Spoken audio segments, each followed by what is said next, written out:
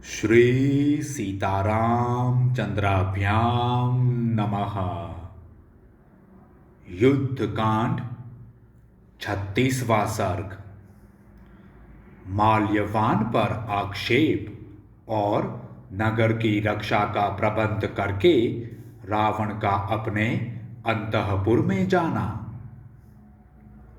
दुष्टात्मा दशमुख रावण काल के अधीन हो रहा था, इसलिए माल्यवान की कही हुई हितकर बात को भी वह सहन नहीं कर सका।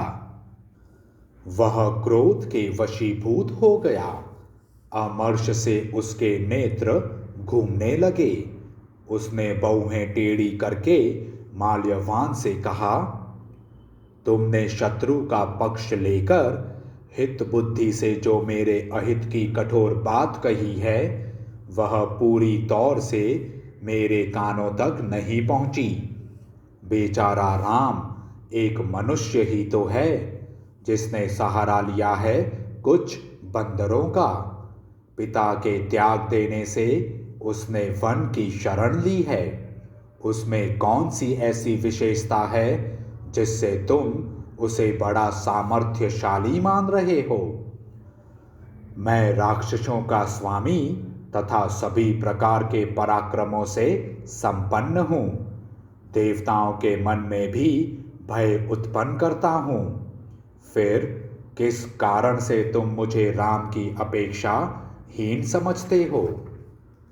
तुमने जो मुझे कठोर बातें सुनाई हैं, उनके विषय में मुझे शंका है कि तुम या तो मुझ जैसे वीर से द्वेष रखते हो या शत्रु से मिले हुए हो, अथवा शत्रुओं ने ऐसा कहने या करने के लिए तुम्हें प्रोत्साहन दिया है। जो प्रभावशाली होने के साथ ही अपने राज्य पर प्रतिष्ठित हैं, ऐसे पुरुष को कौन शास्त्र तत्वज्ञ विद्वान शत्रु को प्रोत्साहन पाए बिना कटु वचन सुना सकता है?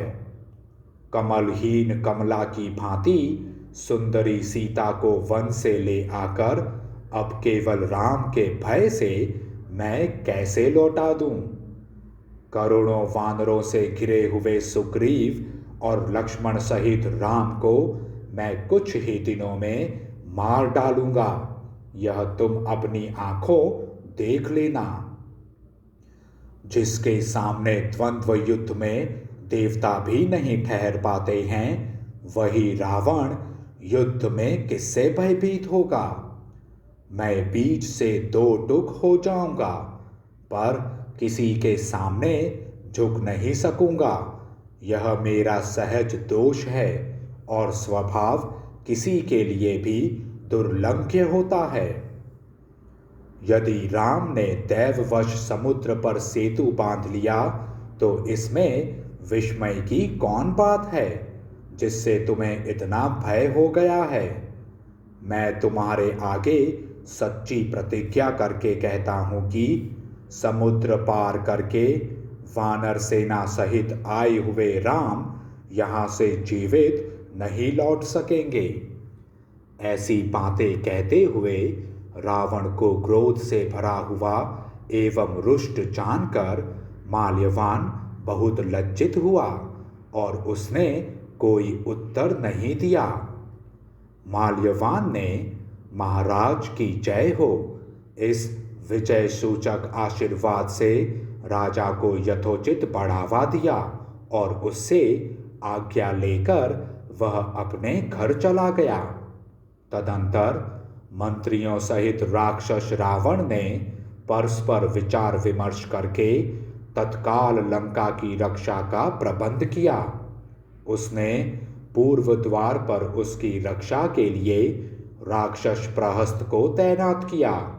दक्षिण द्वार पर महापराक्रमी महापार्श्व और महोदर को नियुक्त किया तथा पश्चिम द्वार पर अपने पुत्र इंद्रजीत को रखा, जो महान मायावी था।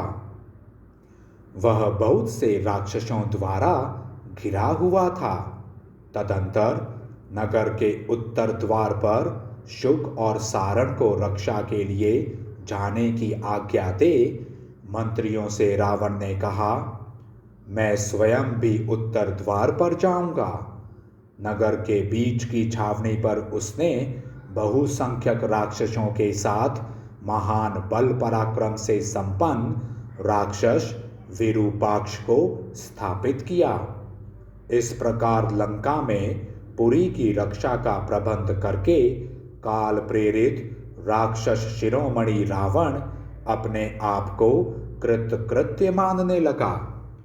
इस तरह नगर के संरक्षण की प्रचुर व्यवस्था के लिए आज्ञा देकर रावण ने सब मंत्रियों को विदा कर दिया और स्वयं भी उनके विजय सूचक आशीर्वाद से सम्मानित हो अपने समृद्धिशाली एवं विशाल अंतःपुर में चला गया। इस प्रकार श्री वाल्मीकि निर्मित आर्ष रामायण आदि काव्य के युद्ध कांड में 36वां सर्ग पूरा हुआ। जय श्री राम।